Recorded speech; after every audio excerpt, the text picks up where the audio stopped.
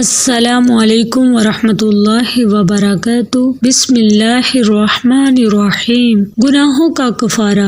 نبی کریم صلی اللہ علیہ وسلم نے ارشاد فرمایا، جو مسلمان بھی فرض نماز کا وقت آنے کے بعد اس کے لیے اچھی طرح وضو کرے، خشوع پیدا کرے اور آداب کے مطابق رکوع کرے تو اس کا یہ عمل اس کے تمام پچھلے گناہوں کا کفارہ بن جاتا ہے، جب تک کہ اس نے کسی گناہ کبیرہ کا ارتکاب نہ کیا ہو، اور گناہوں کی تلافی کا یہ عمل ساری عمر جاری رہتا ہے۔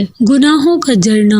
نبی کریم صلی اللہ علیہ وسلم نے ارشاد فرمایا، مسلمان بندہ اللہ کی خوشنودی حاصل کرنے کے لیے نماز پڑھتا ہے تو اس کے گناہ اس طرح جھڑ جاتے ہیں جیسے اس درخت سے یہ پتے جڑ رہے ہیں۔ 3 چیزوں میں تاخیر نہ کرو۔ نبی کریم صلی اللہ علیہ وسلم نے ارشاد فرمایا، اے علی رضی اللہ تعالیٰ عنہ، 3 چیزوں میں کبھی تاخیر نہ کرو۔ نماز میں جب کہ اس کا وقت آ جائے، جنازے میں جب کہ وہ موجود ہو، اور بے شوہر عورت کے نکاح میں جب کہ تمہیں اس کے میل کا کوئی رشتہ مل جائے۔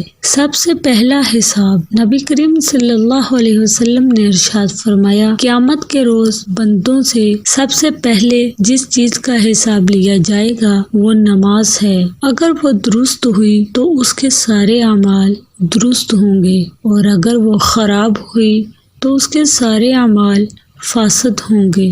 اللہ تعالیٰ سے دعا ہے، اللہ تعالیٰ ہم سب کو ان تمام حدیثوں پر عمل کرنے کی توفیق عطا فرمائے۔ آمین ثم آمین۔